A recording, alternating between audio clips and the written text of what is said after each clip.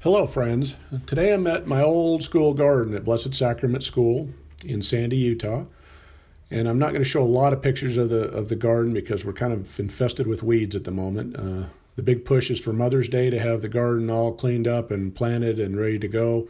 We're going to have some of the kids at the school help us with it and some of the organizations like the Boy Scouts and things like that. Today's task, though, is I was asked to thin out the strawberries because this bed has been in here for probably 6 years. It's overgrown. It's never really been thinned out. It's got a lot of leaves and stuff in there, and so I just wanted to get it cleaned up. So what my plan is today is I'm just digging out around the edges, and I'm going to take these transplants and I'm going to take them over to a buddy's house and install a new strawberry bed. And I'm also going to take some home, and I'm going to take some to the project garden to fill in the strawberry bed there. So that's the plan. I was initially going to go through and dig a lot of the strawberries out in the middle of this bed, but they're starting to flower, and I'll thin those out after they flower and produce fruit. There's no sense not getting the fruit before I thin the bed out.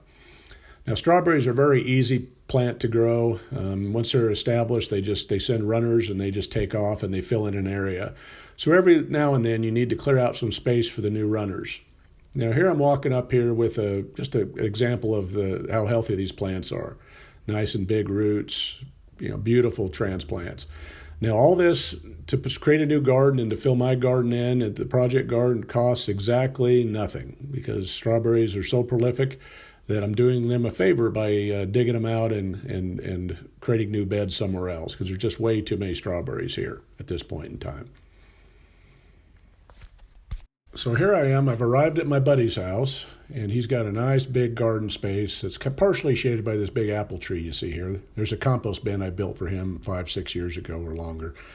And here's where he wants the strawberries, just a nice, maybe an 8 by 8 foot bed.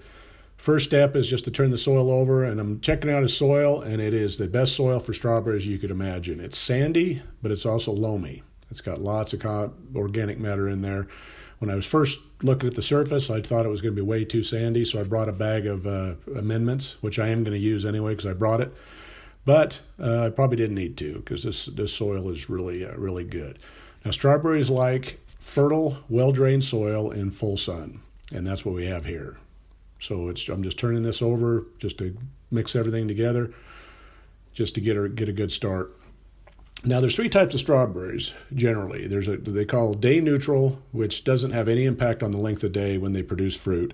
There's everbearing, which produce throughout a 3 or 4 month growing season. And then there's June bearing, or more of a determinate variety that all put on fruit at one point in time over a couple weeks, and then they're done. Now here I am just using some Miracle-Gro garden soil. This is for in-ground use. It's not potting mix. It's just basically a compost with a little bit of fertility in it. So I'm just mixing that around. I only brought a bag, which is enough just to smooth on the top and to rake it in. The variety of strawberries that I've gotten from the school garden, I believe, is a June-bearing variety. That's what I have at my house because I've been taking them there and filling in a bed at my house or several beds. So, but I get fruit for probably a month. So it's not just all at once. I get them, for about a month, and they'll be putting on fruit here soon, and in the next probably, late May or June is when I'm going to be getting some fruit out of my plants. I'm just smoothing in here, just getting through and raking it flat. Nothing complicated in my gardening style. Just want to make an even planting bed so when I water it, the water just pools up and soaks in really good. So just getting rid of a few rocks and moving some stuff around here. So here's a close-up of a clump of plants that I'm just pulling them apart and to separate them to plant them individually. So all I'm going to do is walk over to the bed, and then I'm just going to drop them on the bed about a foot apart, 10 inches to a foot, and just spread them out because they do need space because the runners will continue to grow, and then they'll make new plants. Everywhere it touches the ground with a runner will sprout a new plant, and that's where your bed gets filled in. And then every once in a while, like I did today, you need to go in and you need to basically rip a bunch of them out to give space for new shoots to go. Because if they have no place to go, the plants are going to get old and tired, and the productive life of a strawberry is probably 4 to 6 years. And if you don't give them new places to grow, your bed's eventually going to die out. So here's the bed. There's approximately 50, 55 plants just kind of thrown out there. And I got my buddy's dog in here helping me, along with my dog Lincoln still is running around in the garden somewhere. But to plant these, the soil is so loose, I'm just using my hands and just planting them so the crown's at a soil depth level right at the surface. You don't want your crowns buried. Strawberries like moisture, but they don't want to have wet feet. So this is the perfect soil, being sandy and also being loamy. It'll retain moisture, but it'll also drain well. So I'm just going through, and just takes a matter of minutes. This whole bed took me less than probably 20 minutes to do the whole thing. Very quick, very easy. Strawberries are a great thing, a great plant to grow in the garden.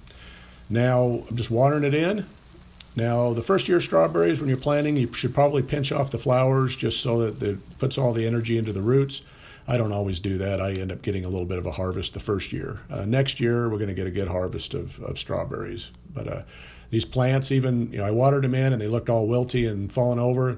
Not even a half hour later, several of them were already poking up, and they looked like they'd already rehydrated and were doing good.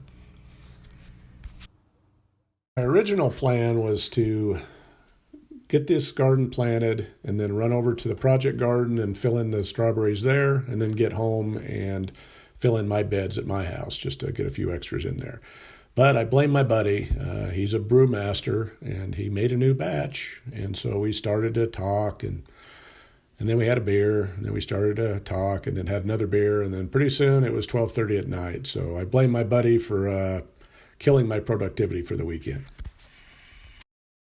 So here is what we have to look forward to. These pictures are from my garden last year, and my strawberries were loaded. Again, this is the same variety as the school garden that I have in my garden.